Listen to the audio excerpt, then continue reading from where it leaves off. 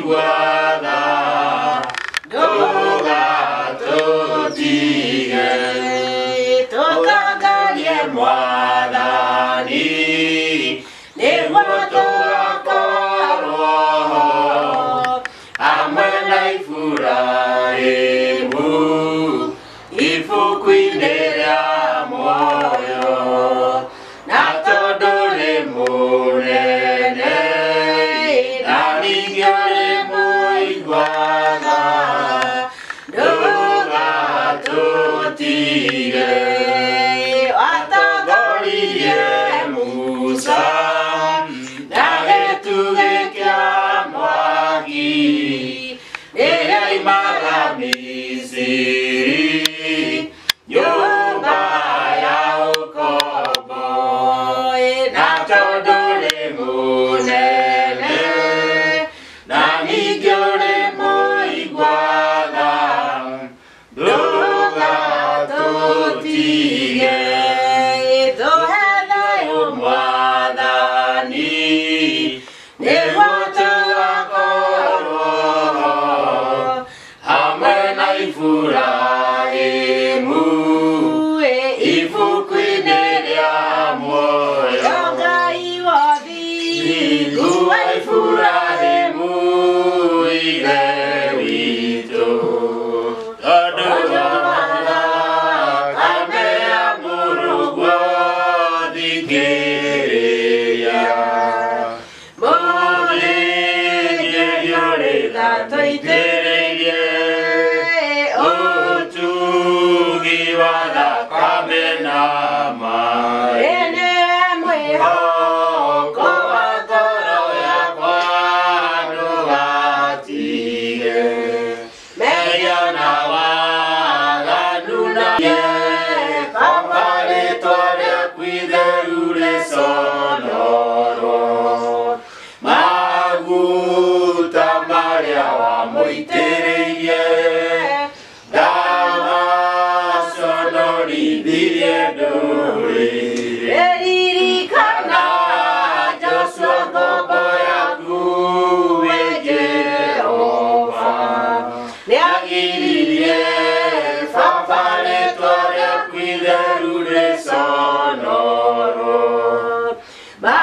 Maguta maria wa moitereye Dama sonori dirie duri Leo hativa Kujehova gai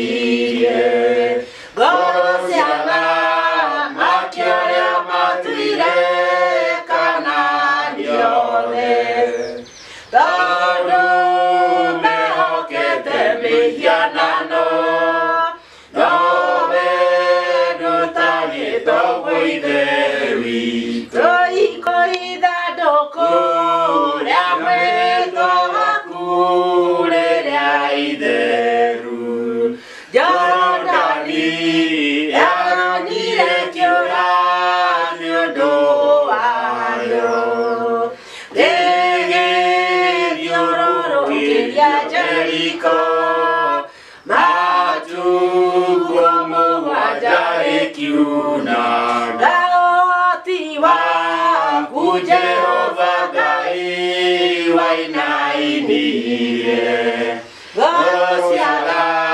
makiore Papari tore akuide ure sonoro Maguta maria wa moitereye Dama sonori dirie duri Kwena hinya Ya Jesu Kristo Kwena ohati monene Nakame ine ya Jesu Nakame ya Jesu Nakame ya Jesu Kristo Nakame ya Jesu Idera ya Fiona inyawa Saitani Nemo Jesu na hinya wa Saitani nimuhotani Jesu na hinya wa Saitani nimuhotani Jesu arogoso mwathani itwatoria nitukaina haleluya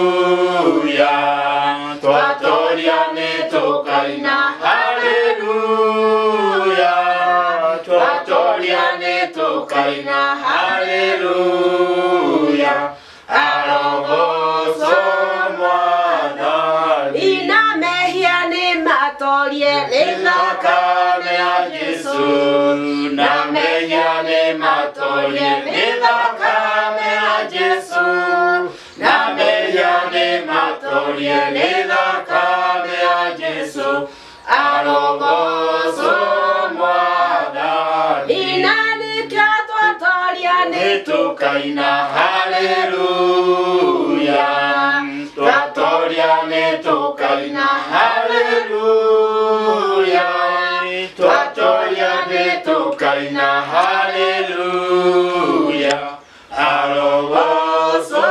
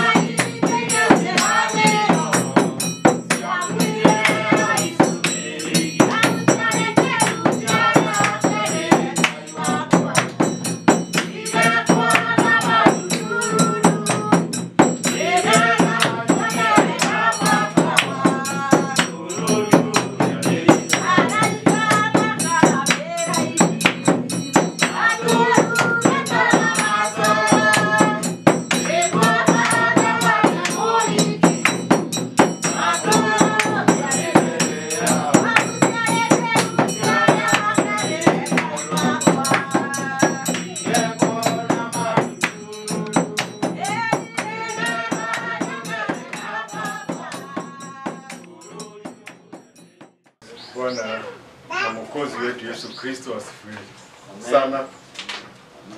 Ni siku ingine njema Bwana ametupa kuja mbele zake kusikiliza.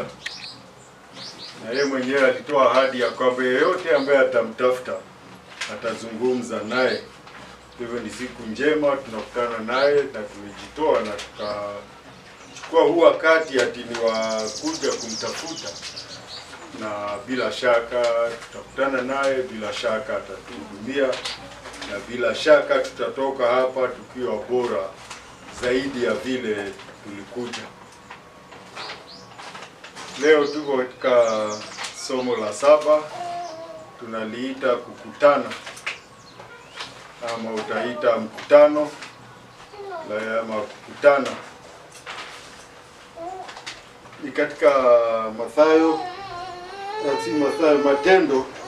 9, tunasoma mstari wa kwanza, ama somo liko katika mstari wa kwanza mpaka wa 30, na kuna mambo kadhaa ambayo tutaangalia. Naona mambo 7 ambayo tutaangalia. Mambo 7 ambayo tutaangalia katika huo mlango wa 9, mstari wa kwanza mpaka wa 30. Kukutana. Kukutana ni kama vile ambavyo tumekutana. Ama kukutana ni kama vile ambavyo nitaenda sasa Sabasaba, nitaenda madukani tukutane na mtu, tusalimiane. Na akiulizwa mara ya mwisho mkutana na fulani ni lini? Na ni wakati tu mtu ameondoka, utakuta tena unakumbuka huyo mtu, unasikia amehama. Si watu uhama. Nasikia huyo bwana ametuaga. Mimi mara moja nikisikia hivyo nakumbuka mara ya mwisho tulipoonana na huyo mtu, ama tulipozungumza hapa, kama tukukutana kwa mwili, tulipokutana labda kwa simu, yale tulizungumza. Leo tunaona mtu fulani. Sasa si watu wawili wanakutana, ni mtu anakutana na Mungu, Bwana Mungu mwenyewe. Mtu na akili zake na mipango yake, mambo yanayotokea wakati mtu amekutana na Bwana Mungu. Sasa jambo la kwanza ambalo tutaona ni nia. Nia. Na tutasoma mstari wa kwanza, wa pili, wa 3. Tutasomea washiko tafadhali. Matendo 9 mstari wa kwanza mpaka wa 3. Lakini Sauli akazidi kutisha na kuwaza kuwaua wanafunzi wa Bwana. Akamwendea kuhani mkuu, akataka ampe bai au za kwenda Dameski zilizoandikwa kwa masinagogi, ili akiona watu wa njia hii, waume kwa wake, awafuge na kuwaleta Yerusalemu. Hata alipokuwa akisafiri, ikawa anakaribia Dameski, ghafla ikamwangaza kote nuru kutoka mbinguni. Asante. Ati sasa tunakutana na mtu anaitwa Sauli. Si tulikuwa tumetaja habari zake mbeleni. Tulimsikia kidogo ya kwamba alikuwa mtu ameamua kumaliza kanisa, mtu ameamua kumaliza watu hao. Tumesikia watu wa njia hiyo, watu wa njia. Njia gani? Njia ya Mwokozi Yesu. Na tunaambiwa hiyo ndio ilikuwa kazi. Sasa amesema amejitoa. Tunasikia watu wamejitoa mhanga, kwamba kufa kupona, hiyo ndio kazi amejitoa kufanya, ati kwa sababu ya Mungu. Ni Mfarisayo, na tunaambiwa ni wale Wafarisayo tungewaita, nilisoma jina la Kiswahili, anaitwa mkereketwa. Mkereketwa ni mtu ambaye ameamini na kuamini kabisa mambo yale ya msingi fulani Yaani amesema mimi ni wa msingi huo. Nakumbuka nikiwa kijana mdogo, kulikuwa watu hawa tunawajua wanaitwa Wakorino si tunawajua na vile wanajivaa. Walikuwa watu fulani ambao waliamini agano. Wanaongea mambo ya Yesu, lakini wameshika agano la kale kabisa na wamejitoa kama kabisa. Hata nguo ungeona wamevaa nguo ya rangi, nguo ya maua walikuwa wavai, lakini wakati wa leo ukiona wamebadilio. Lakini hao ndio tungesema waamini wakereketwa, yani wameamini kabisa na kabisa, hakuna kitu kingine wanataka kusikia, hakuna elimu nyingine wanataka, ila wameshika ndio hiyo. Injili ya Yesu Kristo ikakuja na ikakuwa tisho kubwa kwa dini ya Kiyahudi, kwa waamini wa Kiyahudi, na hata ikakuwa ni jambo la kutisha hata makuhani na wale mafarisayo na wale walimu na wale wanasheria, kwa sababu Yesu Kristo amekuja na ametikisa msingi wao, kwa sababu amekuja. Hiyo torati, hiyo sheria ya Mungu, yeye ndiye mwandishi, ndiye anaijua. Si kama hapa Kenya tunaongea mambo ya katiba ya mwaka wa 2010. Sasa si ulisikia kuna wataalamu fulani ambao waliweka pamoja. Sasa ni mtu kama huyo aliyeweka hiyo katiba ya Kenya aje na nitake kubishana naye. Vile mimi najua katiba na yeye vile anajua.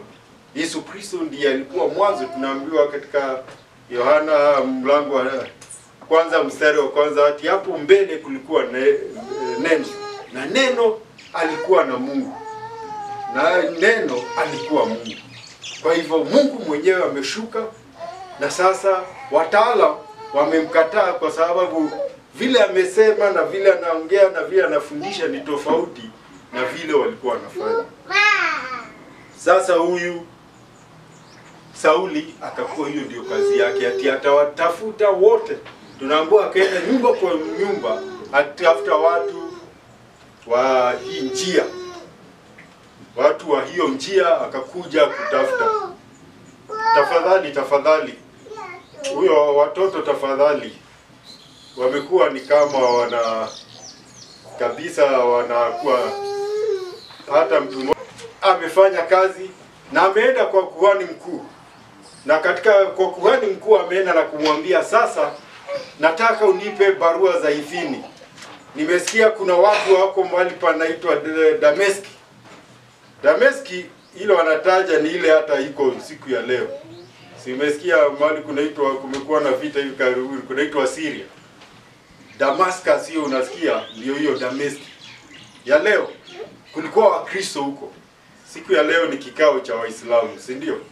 Lakini kulikuwa Wakristo. Akasema apewe barua aende. Kwa hizo sinagogi zote kulikuwa Wayahudi huko wamejaa na wana sinagogi. Ili akipewa huko anaenda na hizo na anatafuta watu wa hiyo njia ili awatoe, ili awafukuze kati ya watu, awapeleke Yerusalemu wamefungwa, wakafungiwe huko.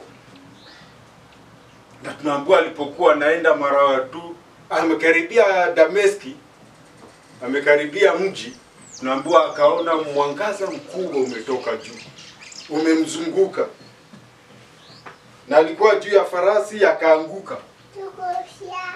Na alipoanguka na mwangaza umemzunguka, akasikia sauti inamuuliza, Sauli, Sauli, mbona unanitesa?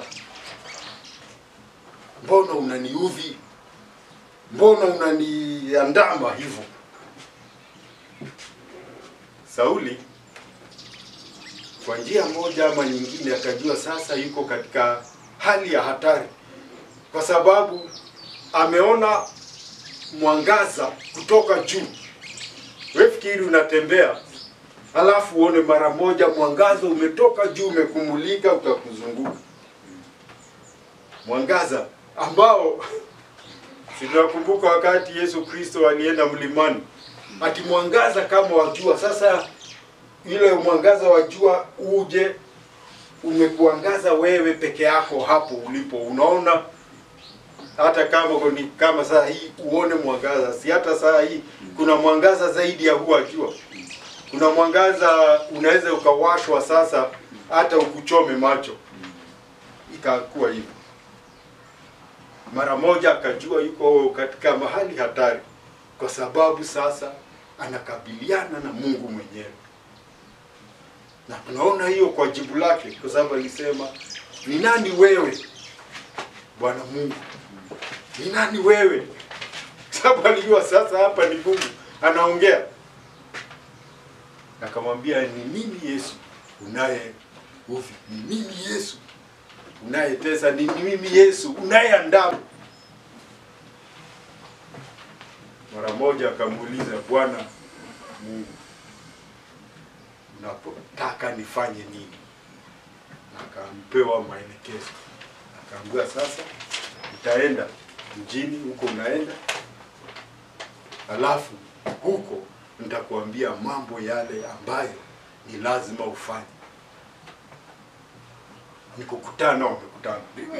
Na si tofauti na vile hata sisi tunakutana na Mungu. Mtu ambaye ana ushuhuda wa Yesu Kristo, ukimuuliza atakwambia, tulikutana na Mungu kwa njia hii.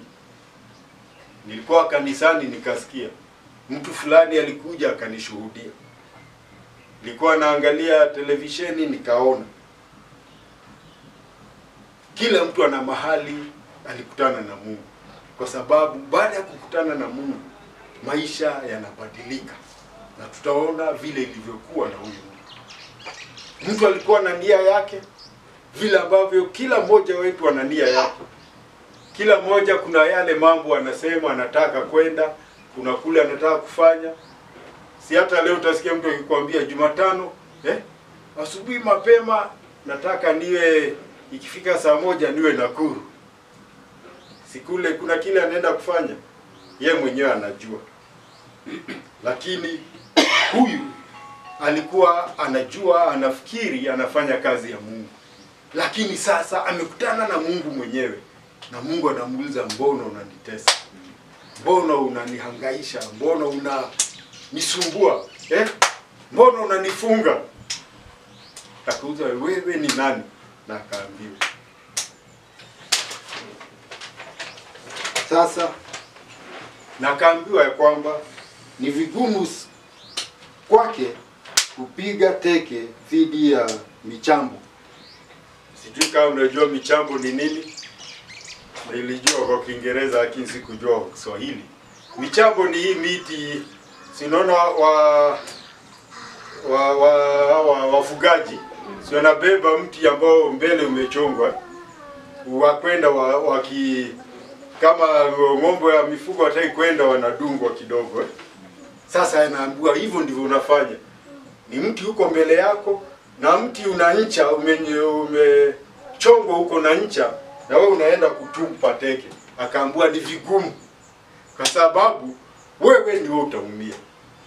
Na akajua ni Mungu. Kwa hivyo lazima katika maisha yetu tukumbuke ujuzi wetu wa kwanza na Mungu. Mahali tulikutana na tukajitoa kwake. Kama hivi ulisema, unataka nifanye nini? Na kaambiwa ataonyeshwa. Funzo ni hili. Na liko katika Ayubu 22:42 mstari wa 2. Funzo ni hili. Najua ya kuwa waweza kufanya mambo yote, na ya kuwa makusudi yako hayawezi kuzuilika. Huyo ni Ayubu. Mambo yote ambayo alipitia, na baadaye wakazungumza na Mungu, alimwambia hivi, ati mimi najua waweza kufanya mambo yote. Na hapa si tunaona mfano mzuri. Mtu ambaye alifikiri anapigana na watu, akakutana anapigana na Mungu. Na walipokutana na Mungu, akajibu vile inapaswa. Unataka nifanye nini? Nitafanya nini? Sasa nimekutana na wewe na kweli umeniambia ya kwamba ni vigumu kupiga teke michambo, unataka nifanye nini? Akaambiwa vile atafanya. Huyo akasema na ya kuwa makusudi yako hayawezi kuzuilika. Makusudi yako hayawezi kuzuilika. Hebu tujue hivi. Makusudi ya Mungu ni lazima yatatendeka.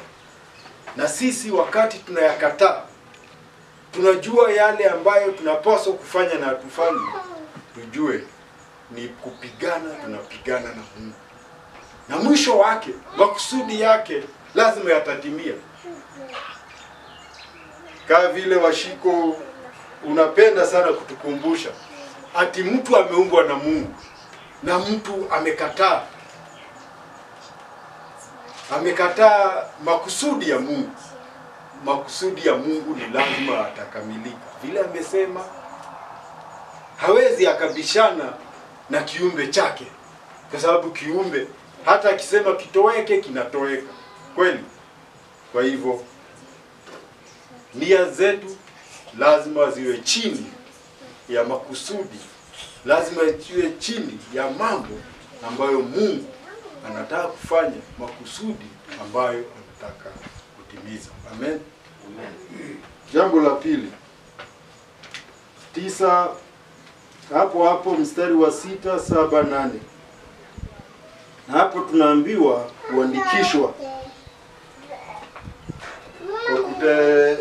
Hebu tusomee hiyo 6, 7, 8. 6, 7, 8. Ndio. Lakini simama uingie mjini, nawe utaambiwa ya kupasavyo kutenda. Na wale watu waliosafiri pamoja naye wakasimama kimya, wakisikia sauti, wasione mtu. Sauli akainuka katika nchi, na macho yake yalipofubuka hakuona kitu. Wakamsika mkono akamleta mpaka Dameski. Hapo ati sasa Sauli ameuliza, unataka nifanye nini? Na akaambiwa, yani ni ufanye ame ufanywe wewe mwenyewe. Na akajua ni hivyo, ya kwamba huyu Mungu si Mungu wa kucheza. Yani sasa ni kama askari ameandikishwa, iwe kuna hali ya vita, alafu askari waje wanatafuta vijana, wanatafuta watu wanaweza kupigana, unaandikishwa. Kwa sababu ameambiwa unapigana na mimi. Na sasa akaambiwa basi sasa utaambiwa vile utafanya. Na tunaambiwa akafungua macho. Nafikiri alikuwa amefunga macho kwa sababu ya huo mwangaza ulikuwa mwingi. Si hata wewe mwangaza ukiwa mwingi unafunga. Hata kama wakati gari mnakutana na gari unaikondolea macho. Hapana, unaifunga usiku. Lakini alipofungua macho hivi hakuona kitu. Akatambua amekuwa kipofu. Na sasa hata wale walikuwa hapo ati walisikia hiyo sauti, lakini wakiangalia hawaoni. Wale walikuwa wenzake, wale walikuwa nasafiri naye, wakasikia sauti lakini hawakuona kitu. Kwa hivyo hata hao walikutana na Mungu, ijapokuwa Mungu hakuwa anazungumza nao, lakini walikutana na Mungu. Na tunaambiwa sasa alikuwa hana la kusema, hakuna la kuongeza. Yeye ni kipofu sasa. Mtu ambaye alikuwa na barua, alikuwa na mamlaka, alikuwa anajua kule anaenda, sasa amekuwa ni kipofu, hata hajui kule anaenda. Mtu wakamshika mkono, wakamuongoza kwenda huko Dameski. Na tunaambiwa akakaa huko siku 3. Hali hanywi yeye na haoni. Siku 3 amekaa. Wewe fikiri maisha kama hayo. Ni kama mimi sasa, si sawa niko timamu naweza kufanya lolote. Ngoja nijikute sioni. Sasa nianze hata hapa kutoka, nitatoka nikielekea wapi? sitahitaji mtu. Na hapa hakuna mtu alinileta. Si nilijileta. Lakini sasa nimepofuka tu mara moja kwa ghafla. Kwa hivyo ikakuwa wamekutana na Mungu kwa njia ya ajabu. Akapea Lea kuelekea Dameski. Huko akakaa siku 3. Hali hanywi. Anangoja. Si ameambiwa uende huko, nitakuambia nini utafanya. Nafikiri zilikuwa siku 3 ndefu sana. Na hili ndilo somo hapo ambalo tunasoma. Funzo ni hili. Katika Samueli wa kwanza 1:19. Nasema hivyo, walio fahari yako, Israeli, juu ya mahali pako palipoinuka wameuawa. Jinsi mashujaa walivyoanguka. Hayo walikuwa maneno ya Daudi. Amekuwa amesumbuliwa na mtu alikuwa anaitwa Sauli. Alikuwa mfalme. Na Sauli amekataa kabisa kusikiliza mambo ya Mungu, amekataa kabisa. Na baada ya kukataa kabisa kusikiliza mambo ya Mungu, Mungu na yeye amefika mwisho wake. Na Sauli hana habari. Yaani ni kama akili zake zimefungwa. Kwa sababu ameenda hata kwa hao waaguzi, hao wajaribu kumweleza ni nini. Na akaambiwa ati wewe utaenda kufa. Wewe fikiri wadan, unaambiwa utaenda kufa na bado unaenda kufa. Simeona Mungu amefika mwisho na wewe. Kwa sababu aliambiwa. Na tunaambiwa Sauli kama mwanajeshi alikuwa shupavu. Na mwanaye aliitwa Yonathani, wote walikuwa watu shupavu, askari shupavu. Lakini ikafika mahali Mungu akafika mwisho. Yonathani alikuwa hayuko upande, lakini akakuwa, wanasema wakati mwingine utajikuta mahali usipofaa kuwa, wakati hufai kuwa hapo. Uko mahali pasipofaa wakati usiofaa. Kwa sababu Yonathani alijua huyu baba yake yuko taabani na Mungu. Amekosana na Mungu na siku yake itafika. Lakini wakati wa vita akajiunga na baba yake waende vita, na wanae wengine wakaenda. Na tunaambiwa hapo wakaanguka. Wakapigwa, wakauawa. Na walipouawa, Daudi kupata hiyo habari ndio akalia, akaomboleza, akasema hao ndio walikuwa fahari, yani ndio wale Mungu anapendezwa nao sana, ni mashujaa kabisa wa Israeli. Lakini katika mahali pa juu pa Mungu pa Israeli ndiko wameanguka. Kwa hivyo tujue, wakati tunaendelea kupigana na Mungu, wakati tunaendelea kuasi, yale tunajua Mungu anatuzungumzia, yale mambo ambayo tunapaswa kuwa tumeachana nayo, kuna wakati tutafika wa kuanguka. Sauli alianguka. Alikuwa nayo shupavu na anajua vile anafanya akifikiri, lakini akakutana na Mungu akaanguka. Sasa siku 3 yuko hivyo. Ya 3, kutanguliwa. Ni mwanzo wa huo mstari wa 9 mpaka 17. Hebu tusomee 10, 11, 12.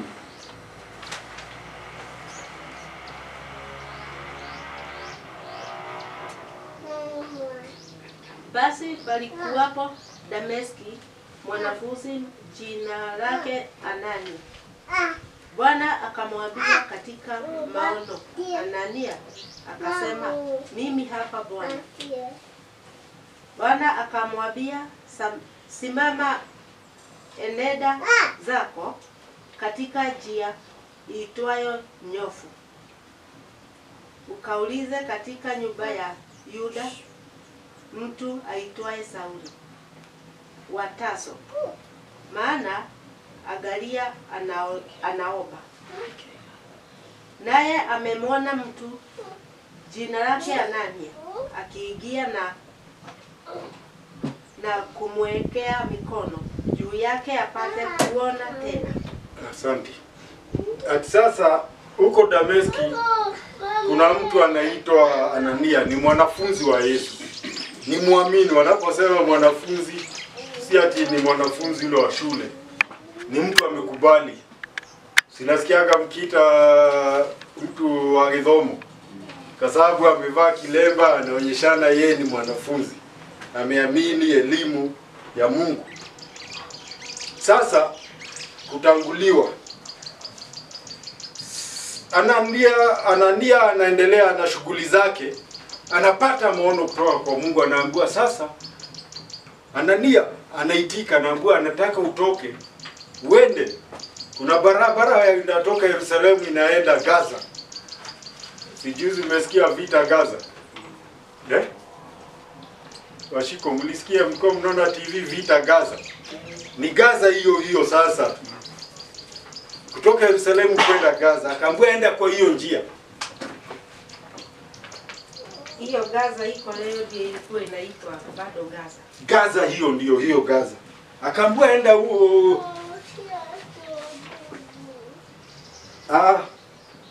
Anaambiwa barabara ni ya kutoka Yerusalemu kwenda Gaza.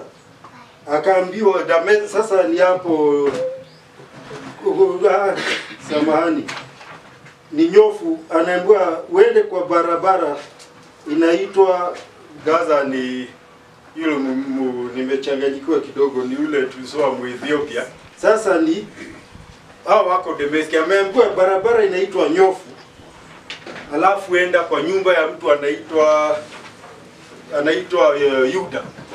Na hapo kuna mtu huko kwa nyumba ya Yuda, mtu anaitwa Sauli wa Tarso, anaomba. Sasa huyo mtu akamuuliza, je, huyu mtu nimesikia habari zake? Aliambia Mungu aliposikia ile kazi amepewa, atienda kwa huyo mtu. Na ndio tunasema kutanguliwa. Si unaona huyu anatumwa, na yeye tayari ametanguliwa, kwa sababu hata Sauli mwenyewe ameona nini? Sauli mwenyewe tayari, hata Sauli mwenyewe ameona maono. Mtu akija kumwekelea mkono apate kuona. Akaambiwa sasa, huyu mtu nimesikia habari zake vile mkatili, na nimesikia vile ameharibu kazi yako, niende kwake. Akaambia usijali, huyo kuna kazi ambayo mimi nimempa.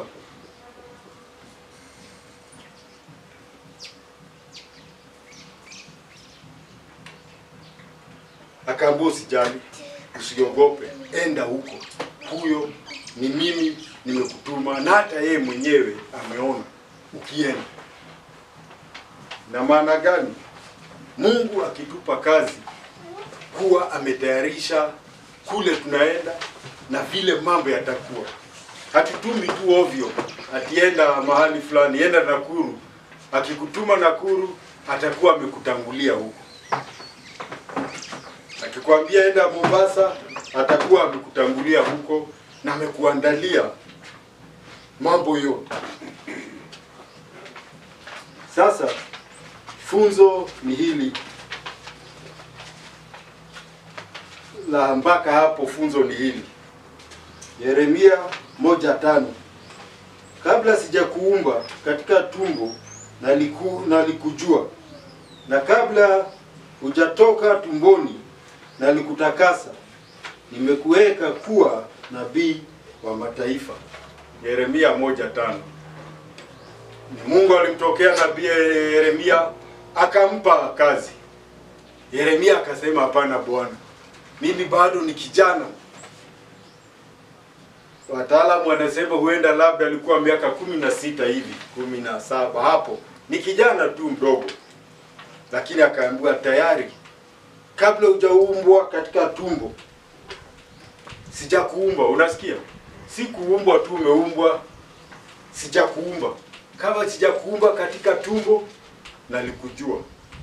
Na kabla hujatoka tumboni, sasa ni mtoto bado uko katika tumbo ya mama yako, tayari nilikuwa nimekutakasa na nimekufanya uwe nabii. Yaani Mungu katika mambo yote huwa ametutangulia na huwa ametuandalia mambo yetu. Kwa hivyo hata wakati tunasumbuka na mambo na maisha hapa duniani, tukumbuke hivyo. Amen. Amen. Funzo la pili. Huyu Bwana Mungu mwenyewe anamhakikishia huyu, si anaogopa kusikia yule mtu anaenda kufungua macho.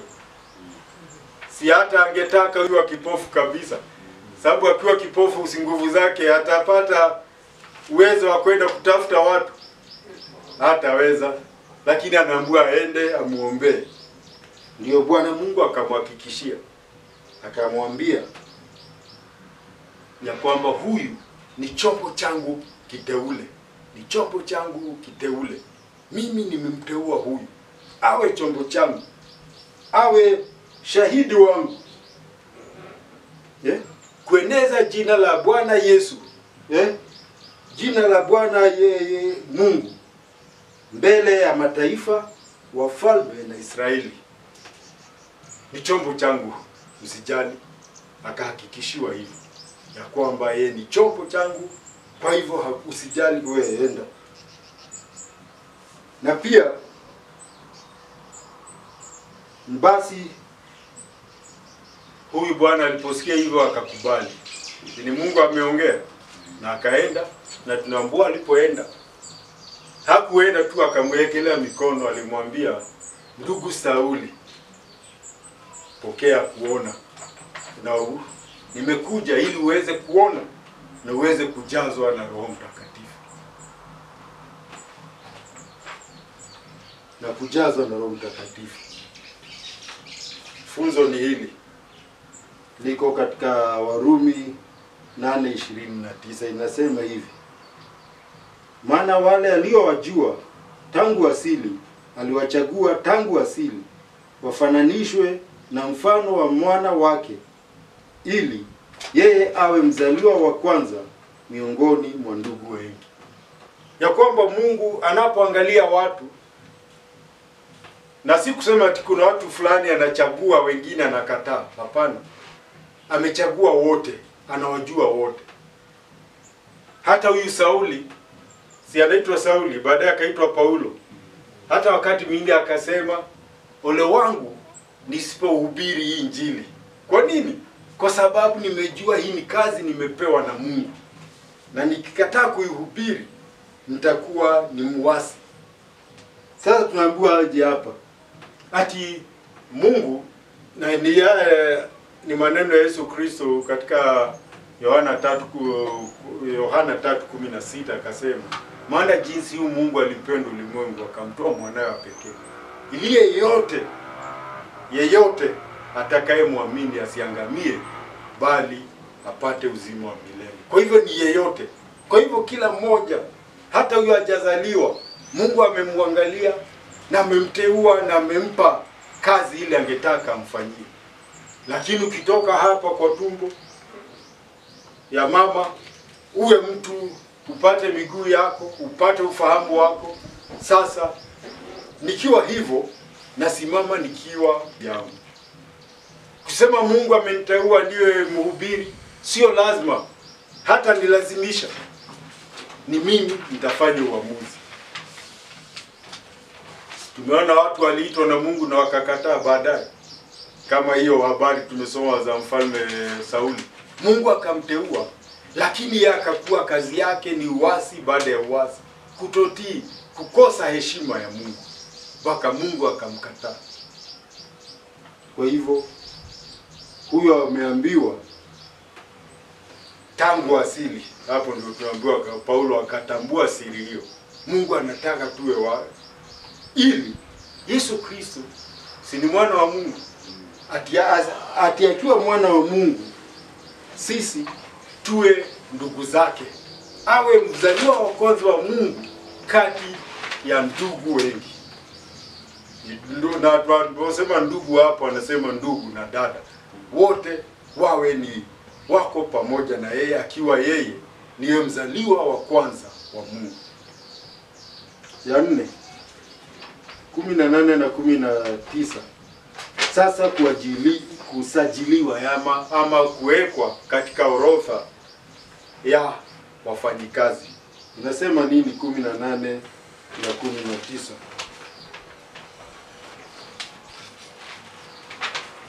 Mara vikaanguka machoni pake vitu kama magamba. Akapata kuona, akasimama, akabatizwa. Akala chakula na kupata nguvu. Asante. Sasa huyu amekuja, amemzungumzia, amemguza na akaona kama magamba. Vitu vikaanguka kwa macho, ni kama kuna vitu vilikuwa vimeingia, sasa vikaanguka, akaanza kuona. Tunaambiwa kwamba alipopata kuona, akaamka, akabatizwa, alafu ndio akakula, alafu akapata nguvu. Tunaambiwa nini?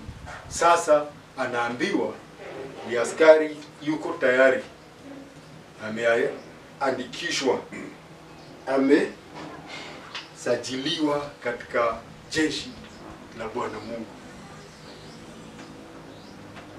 Ni juzi tu amekuwa anapigana na huyu Mungu, lakini sasa baada ya siku 3 hakuna maswali, ulikuwa wapi, ulifanya nini. Na hivyo ndivyo inavyokuwa tunapoamini Bwana Mungu, tunapojitoa, tunapomtii. Mara moja tunakubalika bila maswali mengi. Tunakumbuka kisa cha yule mwana mpotevu alipoamua kurudi kwa baba. Hakuna maswali. Tunaona baba yake akimuuliza, ulikuwa wapi? Kulikuwa namna gani? Si nilikuambia? Hakuna. Aliambiwa njoo. Ulikuwa umekufa, sasa uko hai. Ulikuwa umepotea, sasa umepatikana. Kwa hivyo Sauli sasa amepatikana na nafasi yake iko katika jeshi la waamini. Katika Yohana 6:37 tunaona funzo ya kwamba ni maneno ya Bwana na Mwokozi wetu Yesu Kristo akisema, wote ambao Baba watakuja kwangu, wote anipao Baba watakuja kwangu, wala yeyote ajaye kwangu sitamtupa nje kamwe. Maneno ya Yesu Kristo ya kwamba wote ambao wamepewa na Baba umpa wote. Hakuna mtu anazaliwa Mungu akisema huyu ni wa Jehanamu. Hapana. Jehanamu ni mtu anajiamulia kwa sababu ya uasi. Kwa hivyo tunamuona Sauli mara moja amekubalika na amejazwa roho na yuko tayari. Sasa ni askari tayari kwa kazi. Na hivyo ndivyo inapaswa kuwa. Na basi hata sisi tukiwa kanisani tusiwe watu wa dadisi sana, tunataka kujua wadani, nikisikia fulani ameokoka na kuja, wadani ulisikia yule aliokoka? Mimi siamini. Huyo mtu kama huyo kweli? Nasikia akiimba, nasikia akitoa ushuhuda. Hapana. Yeye alikubalika mbele za Mungu. Na yeye ndio hata Anania anamuita ndugu Sauli. Na hata hapa amekuwa tayari. Yuko tayari kwa kazi ambayo ameitiwa. Amen. Amen. Ya 6. Ya 5 ni 20 mpaka 22. Mshiko ameenda. Biblia unayo? Hiyo Biblia masinagogi kwamba yeye ni mwana wa Mungu. Na wote waliosikia wakashangaa wakasema, siye huyu amekuja kwa kusudi hilo, awafuge na kuwapeleka kwa wakuu wa makuhani. Sauli akazidi kuwa hodari, akawaita fadhaa Wayahudi waliokaa Dameski, akithibitisha ya kuwa huyu ndiye Kristo. Yes, ndio. Ati sasa jana siku kadhaa zimepita, anawinda kanisa. Sasa na yeye anaongea mambo ya kanisa. Amekuwa ni mshuhuda, sasa ni shahidi. Anaeleza ya kwamba huyu Yesu ndiye Kristo. Watu wanashangaa. Na ni kawaida ya watu kushangaa, si ndio? Mtu ambaye alikuwa na jana, hata akija huku, si walikuwa wanajua amekuja kufanya kazi gani? Amekuja kusaka wa Kristo. Na sasa anasema huyu Yesu ni yeye Kristo. Na tunaambiwa akakuwa hana uoga, hana kubahatisha, akakuwa imara kama askari vile anapaswa kuwa. Kama shahidi, akitoa ushuhuda wake, akitoa ushahidi wake mahakamani, si anapaswa kuwa imara? Sababu akiyumba yumba, hata inafika mahali ushahidi wake unakataliwa. Kwa sababu mara anasema hivi, mara anasema vingine. Lakini huyu akasimama akiwa shahidi imara, akisema ya kwamba Yesu huyu ndiye Kristo. Hakuna mwingine tunangoja. Tayari tumempata Masihi. Tayari tumepata jibu la Mungu. Wokovu uko katika huyu. Hebu basi hata sisi tukiwa na ushuhuda wetu tuwe mashahidi walio na nguvu, walio hodari, walio na ufahamu wa kutosha kutoa ushahidi kamili. Kwa sababu funzo ambalo tunapata ni hili katika Mathayo 4:19. Ni maneno pia ya Yesu Kristo, anasema, akawaambia, nifuateni nami nitawafanya kuwa wavuvi wa watu. Ya kwamba hilo ndilo kusudi letu tunaposema tumemkubali Yesu. Ni kukubali, tumekubali, tutakuwa mashahidi wake. Nao ushahidi wetu tu ni huu, ya kwamba Yesu ndiye Kristo. Yesu ni Mwokozi. Maana ya jina Yesu ni Mwokozi. Kristo ni yule aliyemwagiwa mafuta. Ni yule aliyeteuliwa na Mungu kuwa suluhisho, kuwa mwalimu wa mwisho kwa wanadamu, kuwa patanisho la mwisho kwa wanadamu. Kwa hivyo akakuwa ndio anahubiri. Na hebu basi hata sisi katika mambo yote tukitoa ushahidi, tutoe ushahidi wa vile tulikutana na Yesu Kristo na vile amefanya katika maisha yetu. Si vile amefanya katika maisha ya mtu fulani, huyo tumtoe kama mfano, lakini shahidi wa kwanza, kazi ile Yesu Kristo amefanya ni ile amefanya na mimi. Tangu tukutane, yale mabadiliko nimekuwa nayo. Amen. Amen. La 6, tunaona kitu kinaitwa kuepuka. 23 na 4 na 5. Somea hiyo mistari mitatu. Hata siku nyingi zilipopita, Wayahudi wakafanya shauri ili wamuue, lakini hila yao ikajulikana na Sauli. Wakamvizia mlangoni mchana na usiku wapate kumuua. Wanafunzi wake wakamtoa usiku, wakamshusha ukutani, wakimteremsha katika kapu. Na Sauli alipofika Yerusalemu. Mpaka hapo. Asante. Sasa sijuzi Sauli amekuja Dameski kutafuta wa Kristo. Amejiunga nao. Sasa yule alikuwa mwindaji na yeye amekuwa na yeye ni ana windo. Yeye amekuwa yeye ni mwea na windo sasa. Kwa sababu ameendelea na huo ushuhuda wake. Amesema Yesu ni Kristo. Na amesimama kidete ya bila akatikiswa, na tunaambiwa ikafika mahali mpaka sasa huyu watu wakaona huyu sasa tumuue, na wakafanya mpango wa kumuua, na wakaweka hata watu ambao watamfizia akitoka. Tunaambiwa hata kwenye malango ya huo mji wakakuwa kuna watu usiku na mchana wanamngoja, wakati tu atamuona wamuue. Na Paulo, tunaambiwa Saulo akajua hayo, na tunaambiwa kwamba sasa hawezi kutoka, wanaokimuona ni kumuua. Tunaambiwa kwamba kupitia dirisha kwenye ukuta, na nyumba zilikuwa zina madirisha kwenye ukuta, wakamweka kwenye kikapu kikubwa, wakamteremsha akatoka huo mji wa Dameski, kwa sababu ilikuwa ni wamuue, na kazi hata bado ni kwanza tu ameanza. Kwa hivyo akaona badala ya hapa ni tulifanya nini, niepuke. Sasa akaepuka, akatoka huko. Sasa ya 7, funzo ni hili.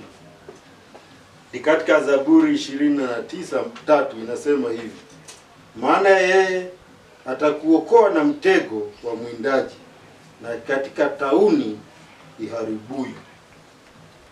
Tunaona wokovu na usalama tulio nao katika Mungu, ya kwamba hata wakati watu wametufizia, hata watu wamengoja, wamefanya njama vile watatuangamiza, na wakati wetu haujafika kulingana na Mungu, kuna njia atatusaidia ya kuepuka.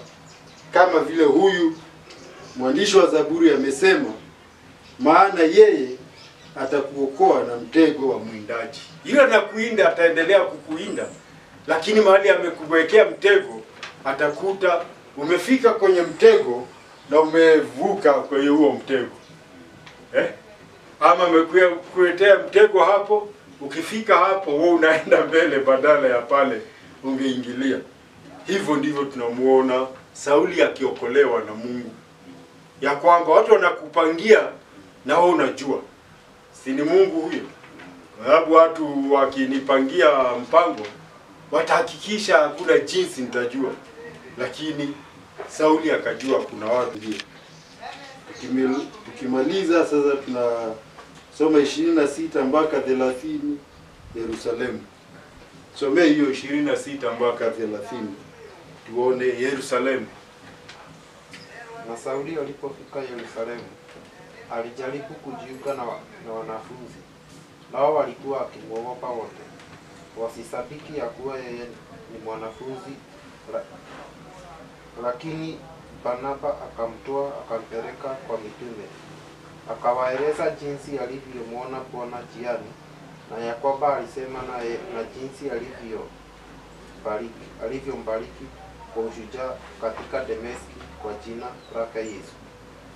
Naye akawa pamoja nao katika Yerusalemu, akiingia na kutoka, akahubiri kwa jina la Bwana kwa ushujaa, akinena na kuhojiana na Wayahudi wa Kianani, nao wakajaribu kumuua. Lakini ndugu alipopata habari, wakamchukua mpaka Kaisaria, wakampeleka aende Tarso. Asante. Sasa tunaambiwa si ameendelea, tunaambiwa akafika Yerusalemu, na alipokuta mahali kuna kanisa kama hapa, watu kumuona hawakuamini. Wanataka kuja hapo, wanamuogopa, wanakataa. Labda akaenda, sijui kama alienda kwa kanisa moja ama kusanyiko, walipomuona wakafanya nini? Wakamwacha peke yake. Anaambia Bwana asifiwe, wanamwambia hapana, hakuamini. Lakini ni ajabu, mtu akiokoka tunakataa kuamini, na tunajua Mungu anafanya miujiza. Sinaona hiyo haipelekani. Hebu mtu akisema Bwana asifiwe tumjibu Bwana asifiwe, alafu tumuone, lakini tusiwe na kukosa kuamini. Lakini sasa wewe fikiri, umeenda kanisa, ukienda hapa kanisa hili wanakataa, wanatoroka. Ukienda kusanyiko lingine hivyo hivyo. Ukienda Rwanganga hapana, ukienda Kandani ukija Saba hapana. Lakini tunaambua mtu mmoja, mwanafunzi mmoja anaitwa Barnaba. Sasa Barnaba akamchukua.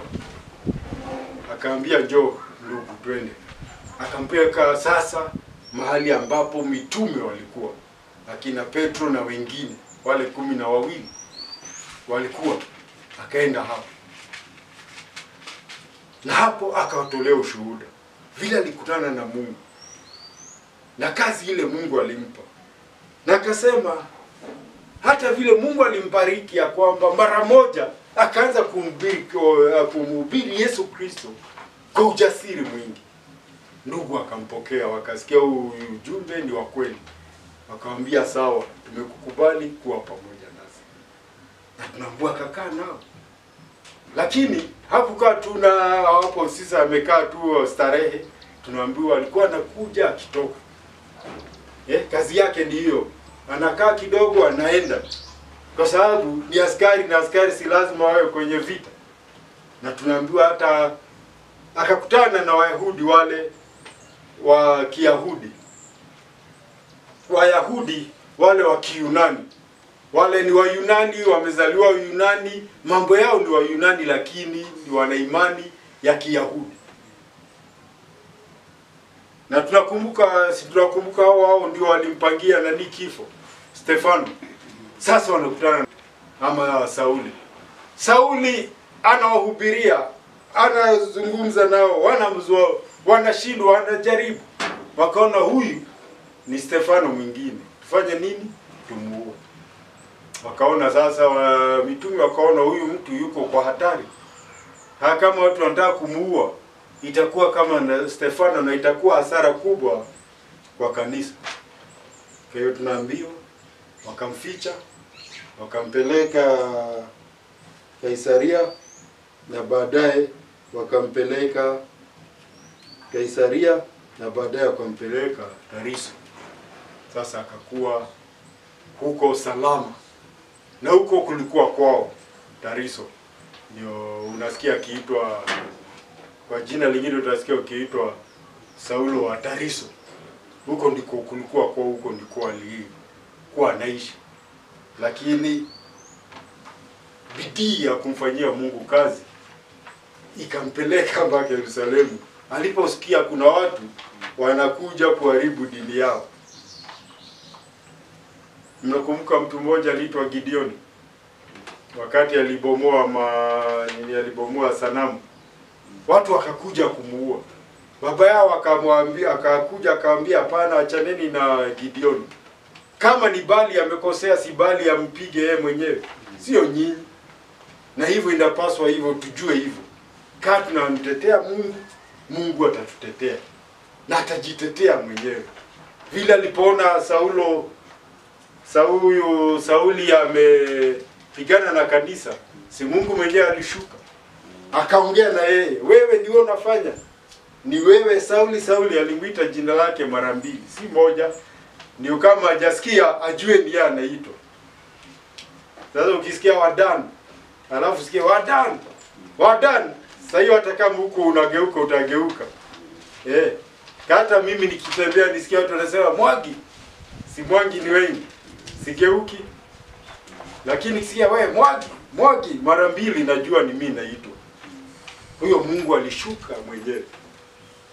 Sasa unaona hawa Wayahudi wa Yunani wanapanga nao wamuue. Na lakini labda wangetumia njama ile ya nani? Njama vile walimfanyia Stefano. Kuwa na mashtaka ya uongo, kutafuta mashahidi wa uongo. Sababu ukipelekwa umekufuru jina la Mungu unauawa.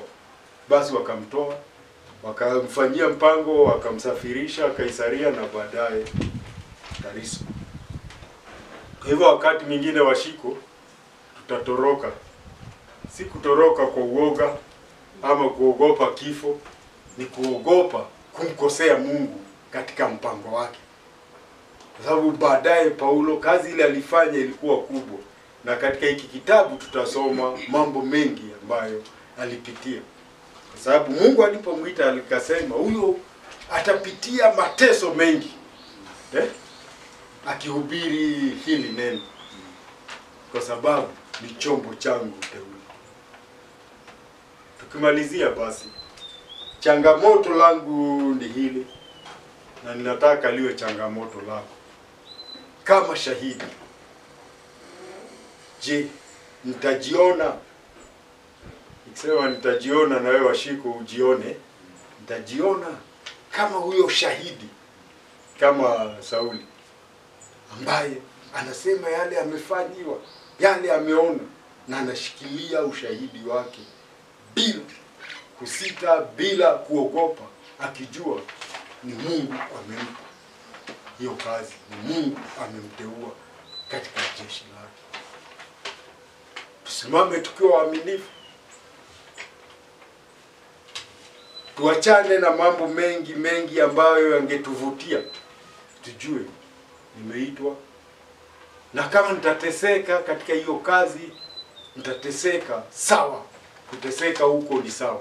Paulo aliambiwa atateseka katika mambo mengi, na kwa kweli aliteseka katika mambo mengi. Lakini ilifika mahali katika Timotheo akasema, sasa wakati wangu umekwisha. Niko karibu, niko tayari kufa. Lakini akasema, nimepiga vita vizuri, nimeilinda imani, na mbele yangu sasa kuna taji la uzima. Lile limewekewa mimi, na sio mimi peke yangu, lakini wote ambao wataamini. Hebu tushikilie hiyo imani mpaka mwisho. Amen. Yehova Bwana Mungu wetu,